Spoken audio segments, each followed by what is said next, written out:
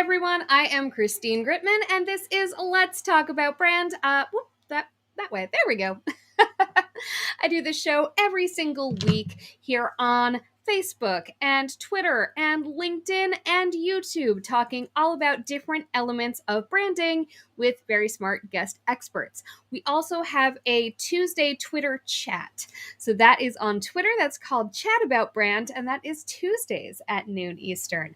And we are here Fridays at noon Eastern, so I like keeping that nice and consistent. Please do let us know if you are joining us here live or if you are joining us on the replay, and let us know what platform you're joining us on. So this week's conversation was all about monetizing your brand. It's very nice to be known and liked and respected, but of course, when it comes down to it, if we're doing it professionally, we ultimately would like to benefit monetarily to some degree. So our guest this week is Joselin Mane, but I will be honest with you, he is not here. So I'm not quite sure what's going on with that. So while I try to figure out where he is, please pipe up if you are with us in the live audience. Let me know that you're here. Let me know that we are actually live, because this has not happened to me before. Oh, there he is. Oh, is that him? I just heard a sound. I hope that that's him. It is. Oh, thank God. Oh, Joselin. You gave me a heart attack, friend. How are you? Hello? All right, so we'll come back to Joselin in just a moment. Oops, to my intro here. So as I was saying, we do the chat on Tuesday. We do this live show on Fridays where we talk to a guest expert about the topic. So if you were with us on Tuesday, you saw a great conversation about different ways to monetize. And we're going to talk to Joselin Mane today about exactly that, how to actually make money from your brand. I also want to give a shout out to my Patreon members. My Patreon members are definitely helping keep the Chat About Brand and Let's Talk About Brand community going, and they're building their own brands while they're at it. All right, without any further ado, I am going to bring on Joselin now. Hopefully he's got everything all settled and we can hear him and everything. Hello, Joselin. How are you? Oh, still can't hear ya.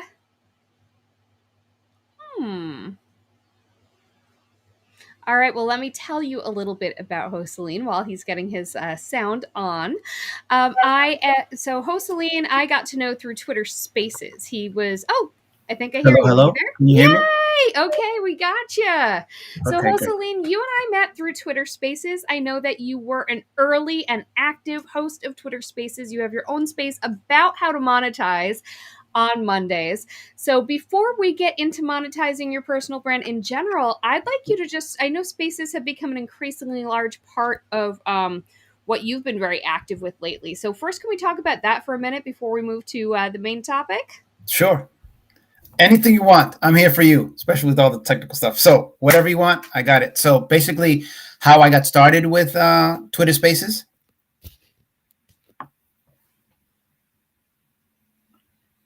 I lost you. Okay, sorry about that.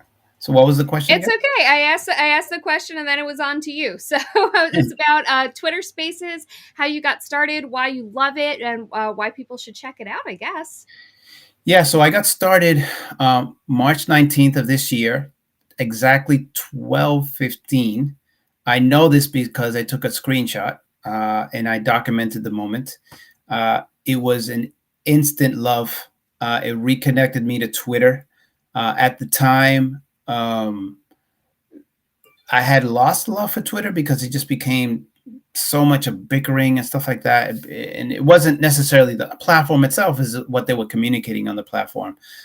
Early on in like 2007, when I joined, Twitter was great primarily because when you spoke and when you send out a tweet, there was so small of a community that was on Twitter that we all felt a camaraderie, a fellowship, because we were all in this together because of the platform, regardless of our background, our industry, or everything else. So much so that there was these things called tweet ups that were physical events designed to connect you with other people that you met on Twitter. And you have these tweet ups. And in Boston, there was a lot of social media influencers before the term influencers were there, people that were actually designing and structuring, excuse me, social media, and were podcasters way before podcastings were the thing. They were blogging, things of that nature. So every week in the Boston area, there was at least, I don't know, one a day tweet up, which is great. So when I went into Twitter Spaces in particular, this year, it felt like that same energy was back, that the ability to connect with someone sheerly for the fact that you're on this platform together. So that's how I really fell back in love with it. Back in 2007, and for the 10 years after that, I used to go to 2 to 3 events a day, physical events a day. So it was accumulation over 5,000 events. So it was both to network, but it was also because I created a service called Boston Tweet Up that promoted events. So I was one of the few services that actually attended the event. It wasn't just promotion for promotion's sake. I would attend, I would report on the event. I would help organizers put together events. So I already had a sense of what that is like. So then now when I'm on Twitter Spaces, I promote those spaces that I'm in, those social audio rooms, as if there are physical events where I would highlight the host, I would highlight the attendees. And you've been in many spaces where that's really one of the first things I do is I wait till a bunch of people are there, I promote it. So that DNA has been a part of it. So to answer the final question is why people should join, is it's an instantaneous way to connect with people, because on Twitter, you have to follow people's tweets, that you got to catch them at the right time. But I have a history in e-learning, and the segment that social audio falls in is you're connecting with people in real time, regardless of location.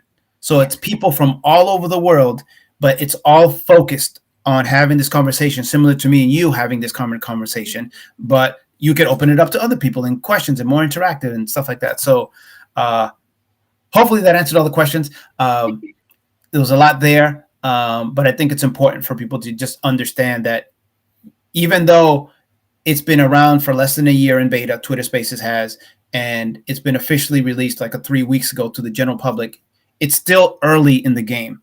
There's still opportunity because it's less than a year old. Social audio is a relatively new concept. So even if you started today, there's still so much opportunity. It's almost like talking to NFTs. That's a whole separate discussion, but it's the same type of vibe. Yeah, but it's the same type of thing. It's such a new kind of concept that you still have the opportunity to be the category king and queen and still make a difference from a professional standpoint as well as from a social standpoint, connecting with people in real time. It really came about because we're dealing still with this whole pandemic of, everybody still wants to connect, but we physically can't meet together for a variety of different reasons. So this is the best of those two worlds, if you will. Yeah. So to that point of connecting with people, and especially of becoming kind of the ruler of a space, becoming the king or queen of these new technologies, let's talk about how you can monetize being a leader in a space. Not necessarily Twitter Spaces, though that is starting also. But a lot of people, they're on social media to build their brands, to get that visibility, to build that audience. But when it comes down to it, it's kind of like, you put a lot of effort into it, ideally, and sometimes you don't get a whole lot directly to show for it. And I know that this is one of your major topics of expertise, is monetizing your personal brand. So can we talk a little bit? First, I want to hear how you got started with that. What was kind of one of the first things you did to actually monetize your own personal brand? The first thing that's often neglected is having something to monetize. I monetize my expertise, my knowledge, my understanding of these platforms.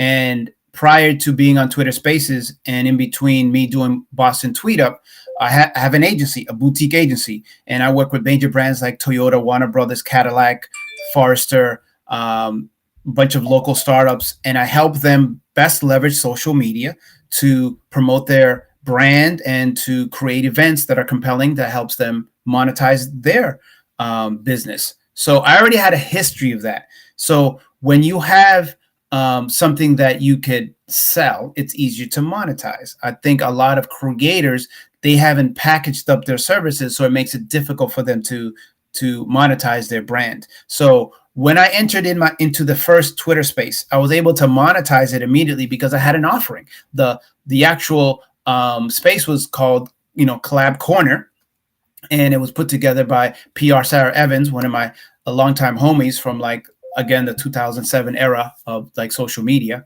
And I had an offer, and it was all about collaboration. So I presented the offer, and it worked out. The following week, I started to get tips before the tip jar was available, and it was because, again, I became a resource. So one of the things that I would highly recommend is figuring out, number one, what are you passionate about? I love technology. I love connecting with people. I love marketing. So those three things are very marketable right now. When you have that combination, it's a very, very sweet spot to be able to know technology and know marketing. That in and of itself, it's two different sides of your brain. I just happen to be fortunate enough to have that part of my DNA. So find what you are uniquely qualified for. The more uniquely qualified you are for something, the higher the value is. So if you think of like a doctor, you could go to the general doctor and they could charge general thing.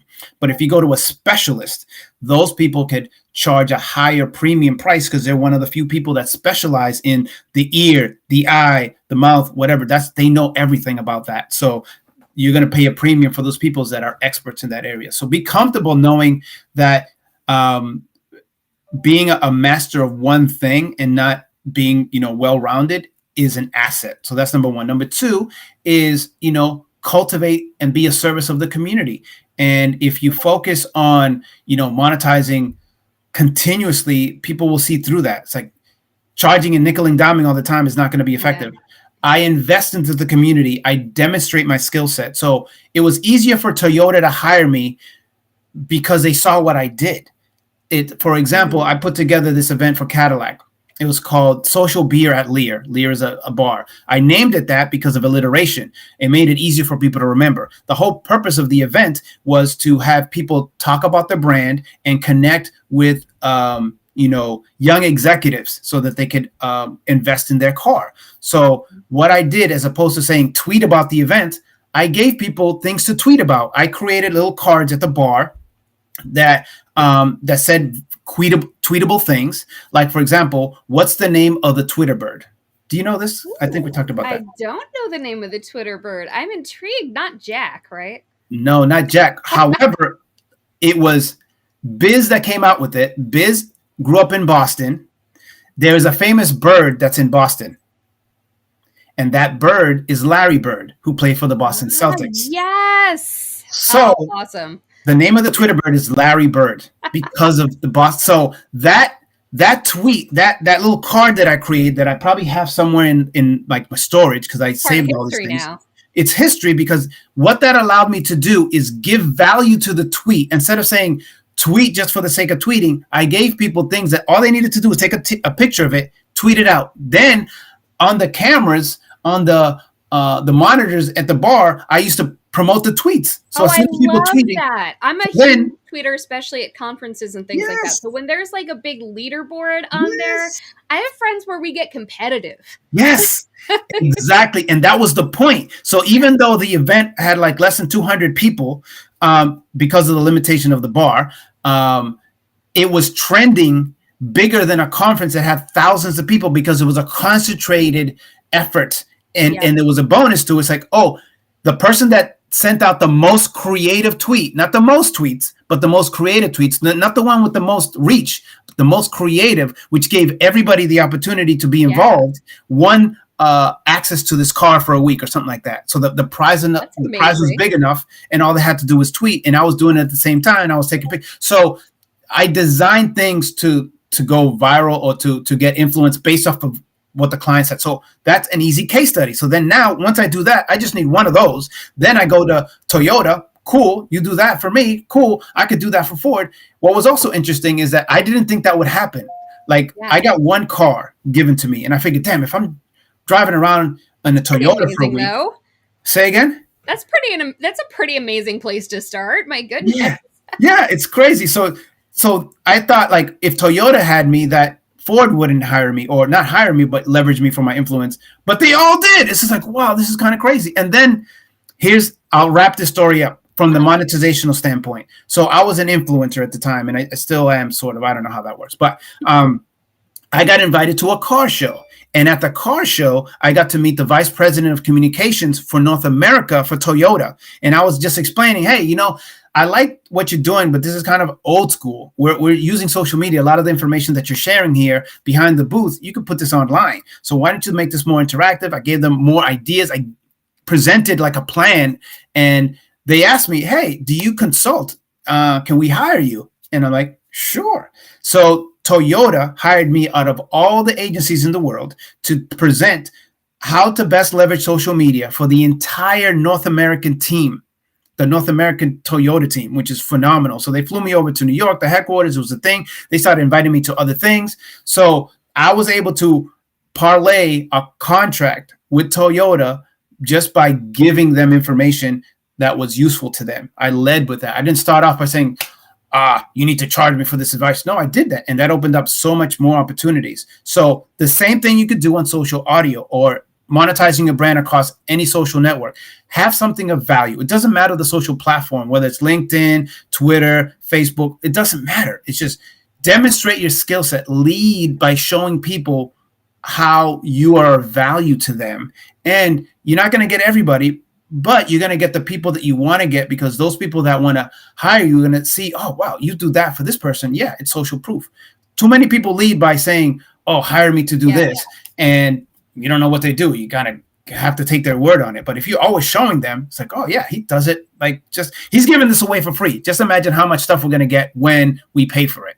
That's kind of like the psychological really good question, which is that a lot of people, because they're worried that if they give it away for free, then they won't be able to charge anything to anyone, because they'll be like, well, why would we pay you when we get this for free?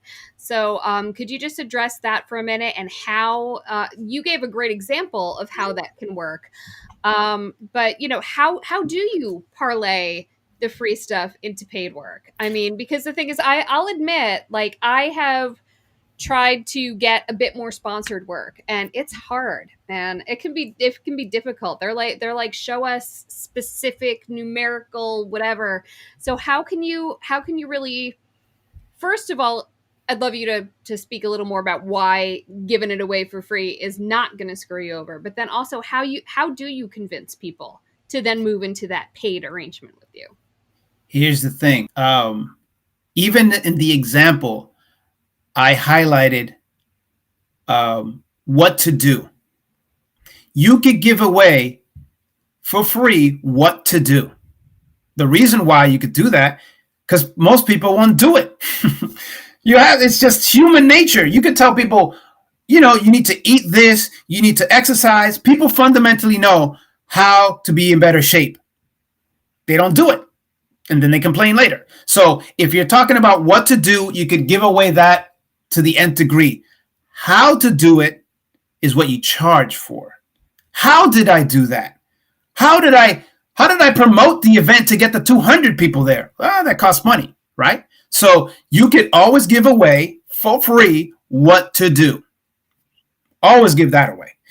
How to do it, that's the premium. That's the secret sauce. That's the PhD in your craft, in your skill set. That's, there's like that example of the plumber comes in and fixes the plumbing issue by clicking on hitting one thing, boom, and they charge $1,000. It's like, why is this $1,000? You did this in 5 minutes. Well, you're paying $1 for the time, but you're paying $999 for the expertise of me knowing where to hit, because I've had 10 years of experience.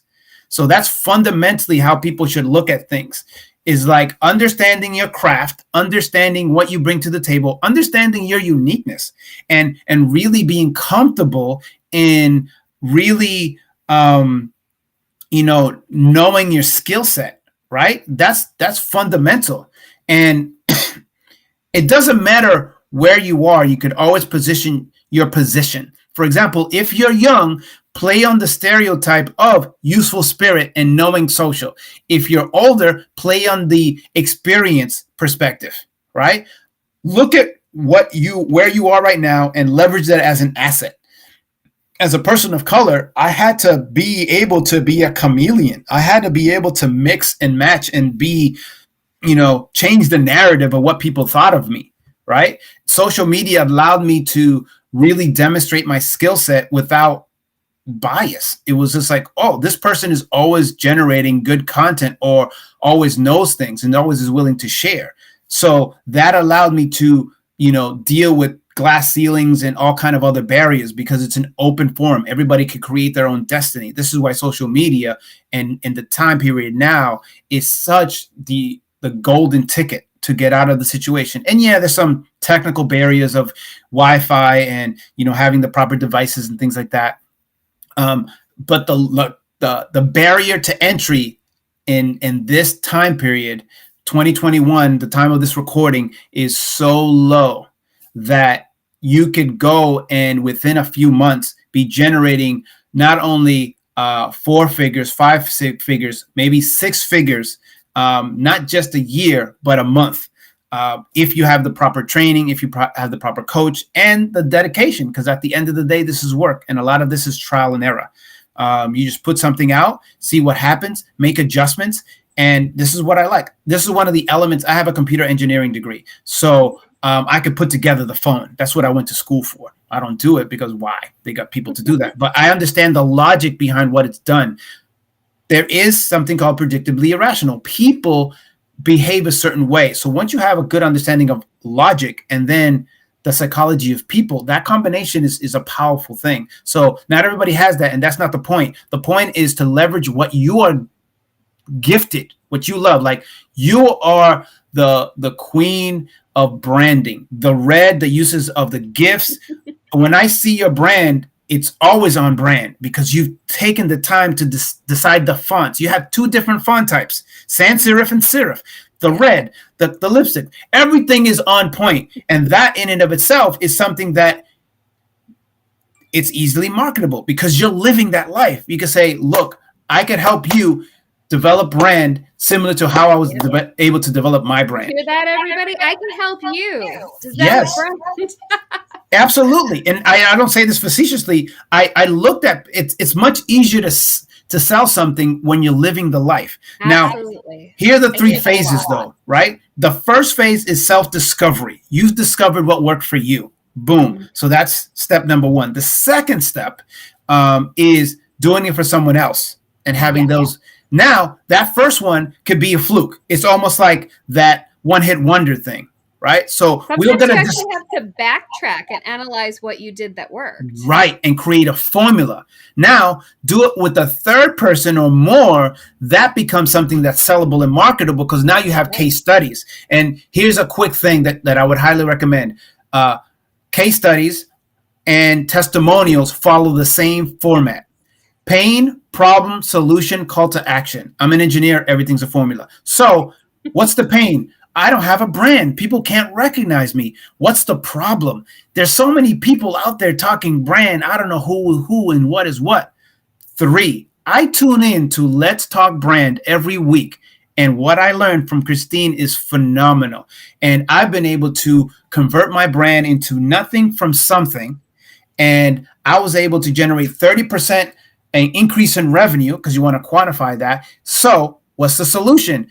That is a solution, but what's the call to action? Most people don't think of the call to action. So if you are struggling putting together your brand, contact Christine via email, phone call, whatever it is that you're onboarding people with, and there it is. So that's how you put together a quick formula on how to do a testimonial and a case study. Pain, problem, solution, call to action. That's that. Awesome. Don't overcomplicate things. Everything's been already written. All you have to do is implement it. So we've got like 2 seconds left, but I have 3 more questions I have to ask. So let's just kind of zip through them, the lightning round. Okay. So on our chat on Tuesday, chat about brand. By the way, anyone who's watching, feel free to bring a question too. You get priority because you're here. So on Tuesday, chat about brand, we had some questions from the audience. So first, Jen Wegman would like to know, well, she wants to know what are some good ways to monetize personal brand, and we'll get there. But I also want to know, how big do you need to be follower-wise to start? Because a lot of people feel like I can't ask anybody for anything because I don't have enough momentum yet. But at the same time, a lot of us feel like we'll never quite have enough momentum. So how do you know when you're big enough to start? Um, you're big enough to start right now. The fact that you answered the Amen. question. I knew you would say that, but I needed you to say it. Yeah. So here's the thing: the fact that you answered the question puts you in an elite group of individuals, of people that stand out. There's a saying that says the squeaky wheel gets the oil. So those people that are asking questions and becoming the journeyman are the people that are going to get enough of a Give me that oil. momentum. So what did I do when I first started? In 2007, when I joined, it was a novel to be on Twitter. So what I used to do is I would look for questions on Twitter about Twitter. It's like, how do you do this on Twitter? And if I didn't know the answer, I would find the answer, which is generally just Googling it, and provide it. I didn't have to do that for long before I became known as the social media guy or the Twitter guy, right? So you don't have to have all the answers. All you need to do is be like a teacher one day ahead of the class.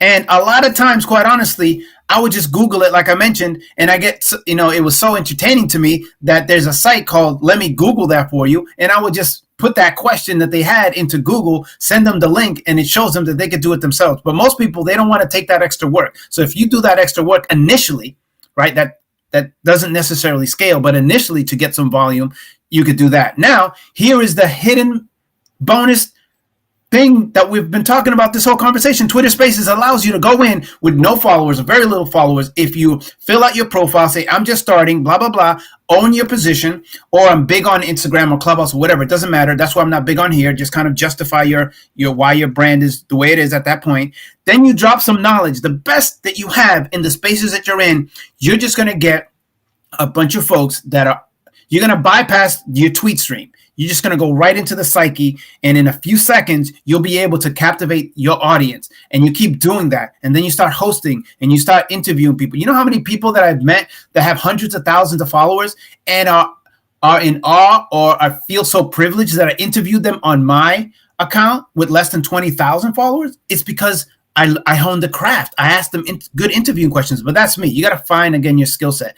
But I've been able to forge relationships with these people that are virtually untouchable because I've been able to offer them something like, oh, be a guest on my podcast like you're doing, Christine, and stuff like that. So just leverage what you have. I gave a bunch of different examples, but I'm always available. Christine's always available for more detailed stuff. And Christine charges a premium, but invest in her because she knows all about the branding stuff. I'm just here, as a smiling. You're living it, man.